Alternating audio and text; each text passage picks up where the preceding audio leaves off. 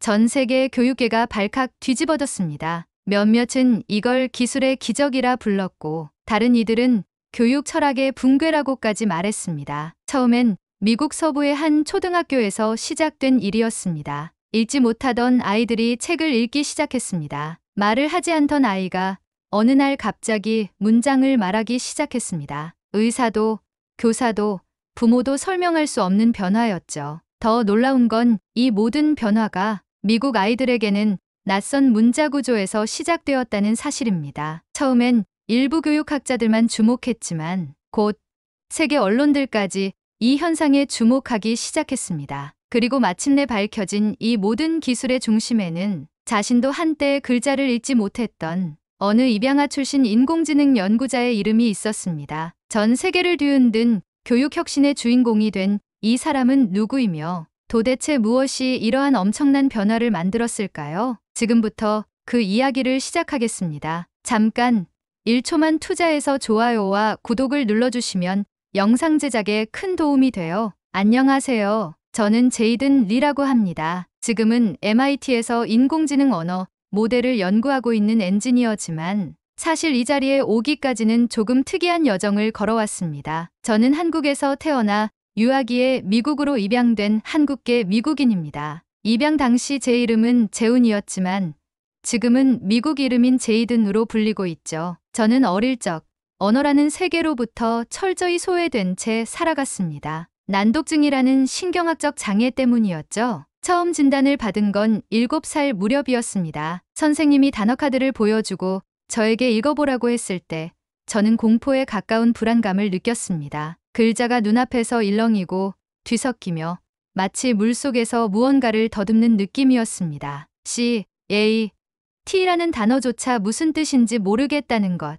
이건 단지 학교 성적의 문제가 아니었습니다. 다른 아이들과 어울릴 수 없었고 질문에 대답하지 못하는 저를 향한 시선은 늘 느린 아이라는 오해로 가득했죠. 하지만 그 모든 한계 속에서도 한 줄기 희망이 있었습니다. 바로 시각적 사고 능력이었습니다. 저는 글자는 잘 못 읽었지만 이미지나 패턴, 논리적 흐름에는 유난히 강했습니다. 수학 문제는 글자가 아닌 구조로 보였고 도형이나 알고리즘 퍼즐 같은 활동에서는 반에서 가장 빨랐습니다. 부모님은 저의 가능성을 믿고 음성 기반 보조 학습 도구를 제공해 주셨습니다. 화면 낭독기, 텍스트 투 스피치 프로그램, 키보드 대신 말로 코드를 입력할 수 있는 보조 도구들 말이죠. 저는 그렇게 소리를 듣고 코드를 이해하는 법을 익혀갔습니다. 글자를 읽지 않아도 프로그래밍 언어의 구조를 음으로 들으며 공부한 거죠. 처음엔 단순한 흥미로 시작된 코딩이었지만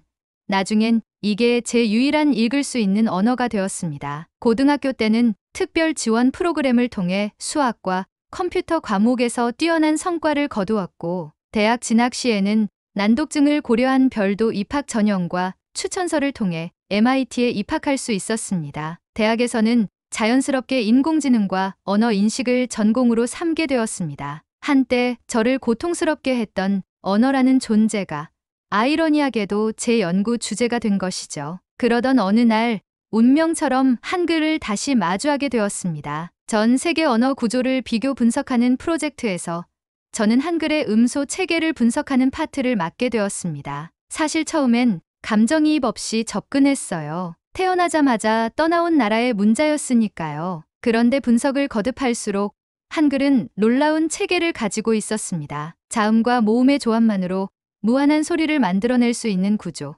발음기관의 형태를 따라 설계된 자모의 논리성, 그리고 시각적으로도 규칙적이고 반복 가능한 배열 구조, 이 모든 것이 마치 AI 언어 인식 알고리즘을 위해 설계된 문자처럼 느껴졌습니다. 저는 말 그대로 충격을 받았습니다. 이렇게 논리적인 언어가 있었다니, 게다가 내 뿌리에서 왔다니. 그날 이후 저는 한글의 구조를 기반으로 한 인식 알고리즘을 개발하기 시작했습니다. 기존의 영어 기반 음소 인식 모델보다 단순한 규칙을 갖는 한글 모델은 시스템, 메모리 사용량이 적고 인식률은 더 높았습니다. 이 모델을 바탕으로 난독증 아동들을 위한 실험용 AI 학습 프로그램을 만들었습니다. 프로그램은 아이들에게 시각 대신 소리와 이미지 기반으로 한글을 인식하게 도와주는 인터페이스였고, 첫 테스트에서 놀라운 반응을 얻었습니다. 보통 영어 단어 학습에 10일 이상 걸리던 아이가 한글 모듈을 통해서는 단 3일 만에 단어를 기억하고 문장 구성을 이해하기 시작한 것입니다. 아이들의 뇌파를 측정한 결과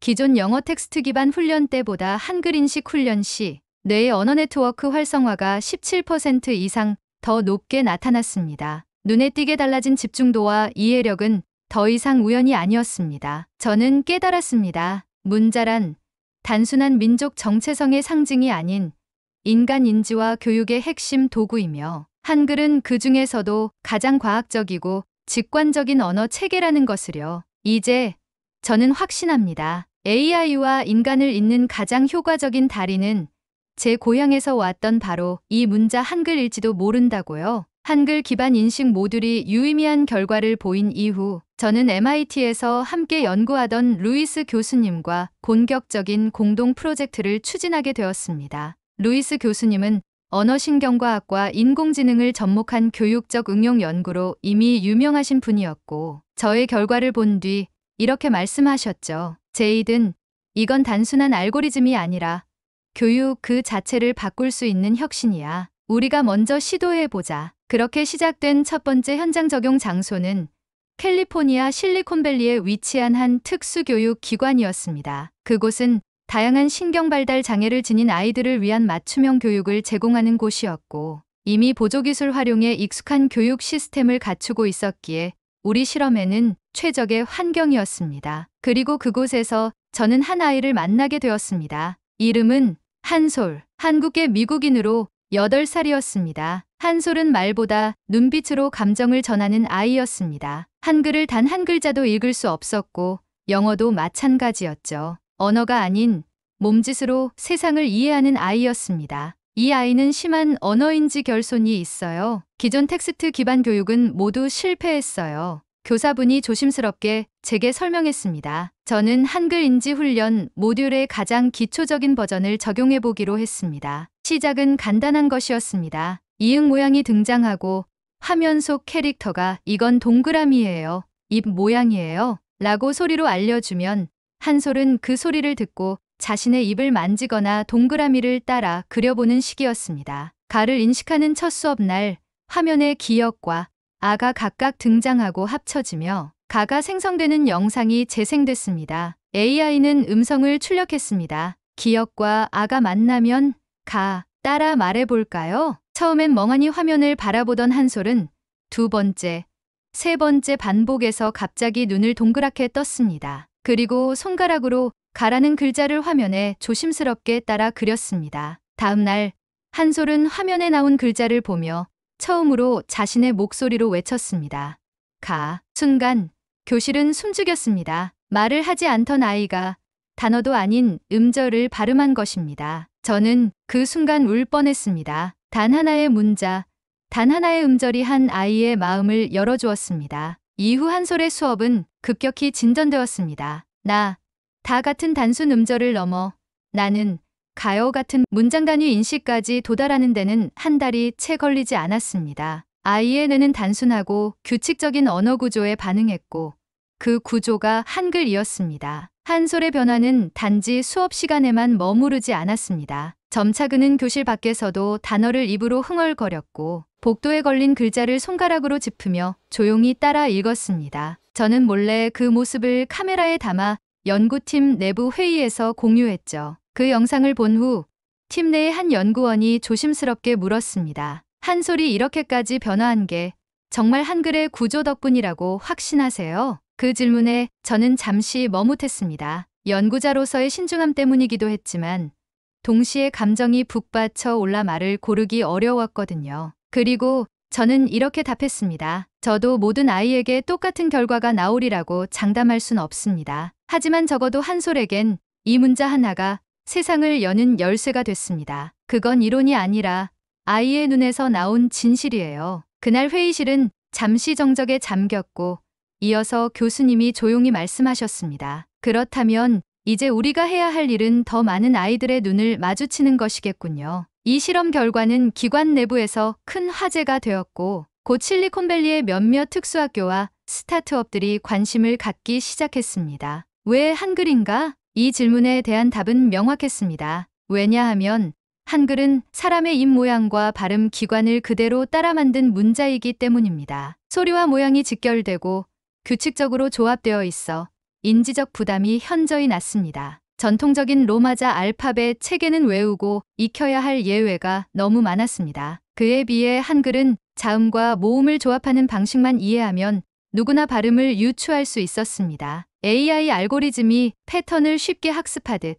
아이들의 뇌도 한글 구조를 패턴화하여 받아들이고 있었던 것이죠. 이후 MIT는 저와 루이스 교수의 연구 결과를 바탕으로 미국 국립교육연구소의 나이 산하의 문해력 개선 프로젝트에 제안서를 제출하게 되었습니다. 한글 기반 AI, 언어 인식 기술을 활용한 특수교육 접근성 확장안이란 이름이 붙여졌죠. 예비 심사를 통과한 이 프로젝트는 이제 전 세계의 난독증 아동, 언어 발달 지연 아동에게 적용될 수 있는 가능성을 열게 되었습니다. 실제로 뉴질랜드, 핀란드, 브라질의 일부 교육 스타트업들이 관심을 보였고 온라인 플랫폼에서의 원격 실험이 준비되고 있었습니다. 그러나 모든 것이 순조롭기만 하진 않았습니다. 이 새로운 접근 방식은 동시에 기존 교육 체계의 기득권, 언어적 정체성 문제와 부딪힐 준비를 해야 했습니다. 왜 한국어인가?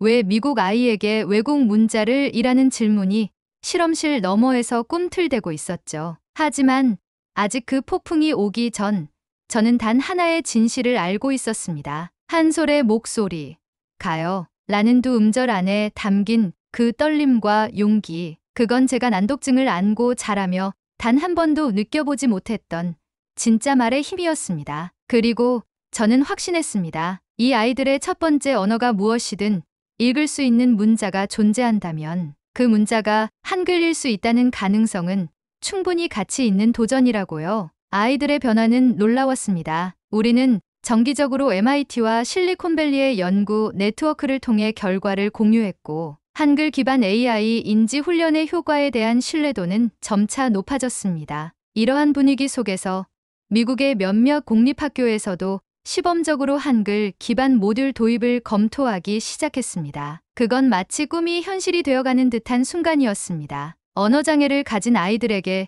가장 직관적인 언어를 제공하는 것. 그것이 특정 언어의 문제가 아니라 효율성과 가능성의 문제로 다뤄지는 듯 보였으니까요. 하지만 세상은 언제나 단순하지 않았습니다. 한 지역의 교육청에서 우리 프로그램을 도입하겠다고 발표한 다음 날, 지역 뉴스에는 이런 자막이 등장했습니다. 미국 국립학교에서 한국어 수업? 미국 아이들에게 한국 문화 세뇌 논란. 그 다음은 너무도 빠르게 일어났습니다. 보수 성향의 학부모 단체들이 항해 성명을 냈고 지역교육위원회 회의장은 곧 문화 정체성 논쟁의 장이 되어버렸습니다. 왜 하필 한국어입니까?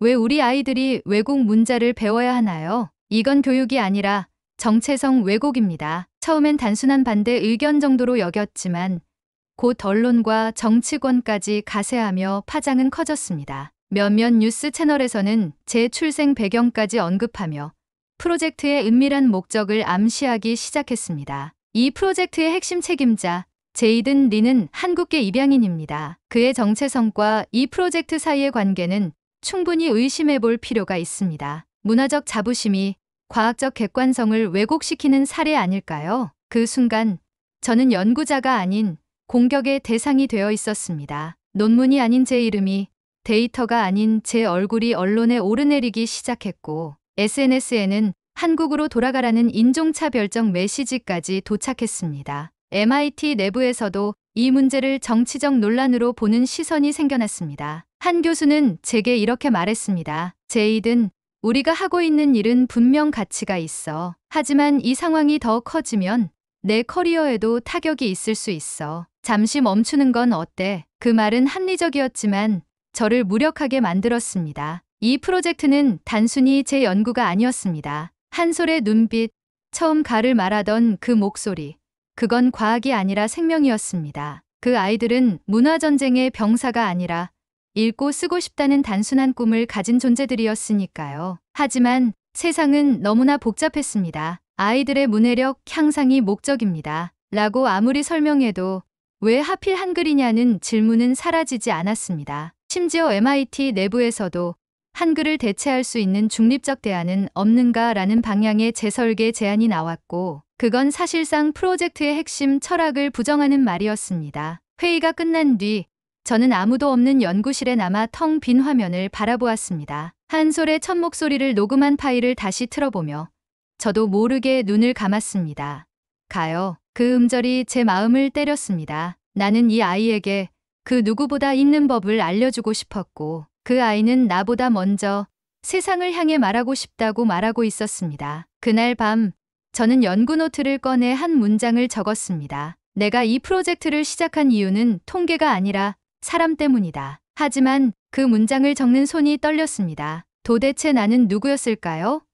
한국에서 태어났지만 한국어를 모르고 미국에서 자랐지만 완전히 받아들여지지 않는 이 이방인의 정체는 무엇이었을까요? 언론에서 제 이름을 내세우며 한국계 연구자의 민족적 의도라는 식으로 몰아붙일 때 저는 오히려 스스로에게 묻고 싶었습니다. 나는 정말 그런 의도가 있었던 걸까? 내가 한글을 선택한 건 나의 무의식 속 뿌리 찾기였던 걸까? 그때 떠오른 건 제가 입양되던 날의 희미한 기억이었습니다. 비행기 창문 밖으로 보였던 회색 하늘, 낯선 공항에서 영어로 내 이름을 부르던 첫 양부모님의 목소리. 그 이름은 재훈이었지만 누구도 그렇게 불러주지 않았습니다. 제이든이라는 이름은 새로 주어진 정체성이자 제가 스스로 선택하지 못한 세계의 언어였습니다. 그 기억은 어릴 적부터 저를 무언가로부터 분리시켜 놓았습니다. 그래서 저는 늘 질문했습니다. 나는 어떤 언어로 살아야 하는가? 내가 이해할 수 있는 언어는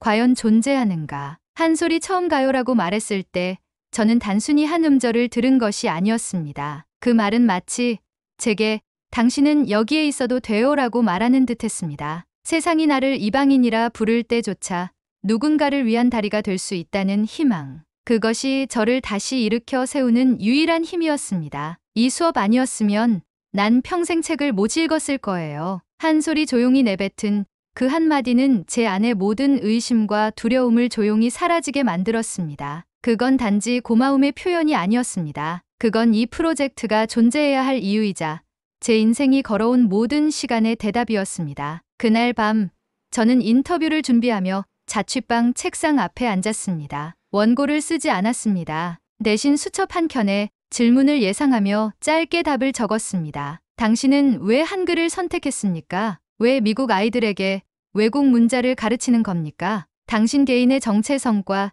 이 프로젝트는 관련이 없습니까? 이 질문들을 쓰며 저는 고개를 끄덕였습니다. 그렇다. 이 질문들에 피하지 않고 오히려 내 언어로 답하자. 그 언어는 어느 국적의 것이 아니라 제가 믿는 교육의 언어여야 했습니다. 다음 날 카메라 앞에 섰습니다. 작은 회의실, 간이 조명, 노트북으로 연결된 인터뷰 송출. 그 어떤 무대보다 떨리는 순간이었죠. 안녕하세요. 저는 제이든 리입니다. 한국에서 태어나 미국으로 입양된 사람이고 지금은 MIT에서 인공지능 언어 시스템을 연구하고 있습니다. 말을 시작하자마자 입이 마르고 숨이 가빠졌습니다. 하지만 한 번 시작한 말은 마치 오랜 시간 동안 가슴속에 눌러 담아뒀던 것처럼 저절로 흘러나왔습니다. 저는 어린 시절 난독증으로 단 하나의 단어도 읽지 못했습니다. 학교라는 곳이 얼마나 무서운 공간인지, 책이라는 것이 얼마나 높은 벽인지 저는 누구보다 잘 압니다. 기자의 예상 질문이 화면 하단으로 떠오르자 저는 조금도 망설이지 않고 대답했습니다. 한글을 선택한 이유요? 그건 이 문자가 단순히 한국어지어서가 아니라 어떤 문자보다도 사람을 위한 구조였기 때문입니다. 저는 목소리를 가다듬고 이어 말했습니다. 한 아이가 처음으로 가요를 말했습니다. 이전에 단 한 단어도 입 밖에 내지 못했던 아이가 이 구조적 언어를 통해 처음으로 세상과 연결됐습니다. 그 순간 화면을 통해 수많은 교사와 부모, 교육 관계자들이 이 인터뷰를 실시간으로 지켜보고 있었습니다. 저는 그들의 눈빛 속에서 믿고 싶지만 조심스러운 마음을 읽을 수 있었습니다. 그래서 마지막으로 저는 그들에게 말했습니다. 모든 아이는 읽고 쓸 권리가 있습니다. 그게 그들의 모국어가 아니어도 괜찮습니다. 만약 어떤 문자가 더 쉽게, 더 빠르게, 더 정확하게 아이의 뇌에 도달할 수 있다면 우리는 그 기회를 아이들에게 줘야 하지 않겠습니까? 영상은 48시간 만에 수십만 건의 조회수를 넘겼고 각국의 교육단체로부터 문의가 들어오기 시작했습니다. MIT는 프로젝트 중단 대신 국제 확장 지원을 약속했고 내부에서도 정체성 논쟁 대신 효용의 가능성이 주제로 전환되기 시작했죠. 그리고 그 중심에는 또 다른 이름이 있었습니다. 바로 소라였습니다. 소라는 한국에서 유학 온 특수교육 석사과정생이자 이 프로젝트의 숨은 조력자였습니다. 그녀는 실험 초기부터 저와 함께 수업을 관찰하고 수십 시간 분량의 영상과 언어 반응 데이터를 분석하며 무엇보다 한글은 과학이라는 신념을 지닌 교육자였습니다. 한글은 단순한 문자가 아니에요. 사람을 이해하고 구조적으로 표현할 수 있는 교육 도구예요. 소라는 늘 그렇게 말했죠. 우리는 함께 1440이라는 이름의 온라인 플랫폼을 준비하기 시작했습니다. 1440은 하루를 이루는 1440분. 그 1분 1분이 한 아이에게는 문해력이라는 기적이 될 수 있다는 뜻을 담았습니다. 서울에 기반을 둔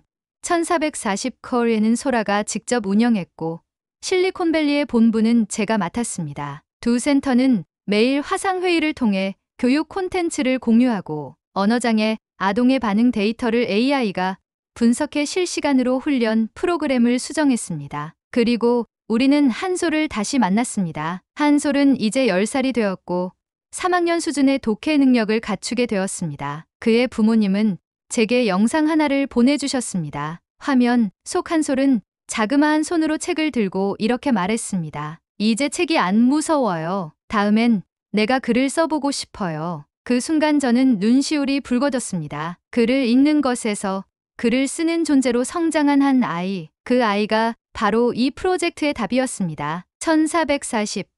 하루 1440분. 그중 단 1분이 아이의 삶을 바꿀 수 있다면 그건 기술이 아니라 약속입니다. 저는 지금도 여전히 배우고 있습니다. 언어란 무엇이고 교육이란 무엇이며 정체성이란 어떤 무게인지. 하지만 하나만큼은 분명히 말할 수 있습니다. 한글은 더 이상 단지 외국어가 아닙니다. AI와 인간을 연결하는 보편 문자이며 세상의 모든 아이들을 위한 교육의 다리입니다. 오늘 준비한 사연은 여기까지입니다. 여러분, 오늘의 사연 어떠셨나요? 여러분의 생각을 댓글로 들려주세요. 세상을 조금 더 따뜻하게 만드는 이야기는 바로 여기서 시작될지도 모릅니다. 이 이야기가 마음에 닿았다면 구독과 좋아요로 함께해 주세요. 여러분의 한 번의 클릭이 또 다른 이야기를 이어가는 큰 힘이 됩니다. 감사합니다.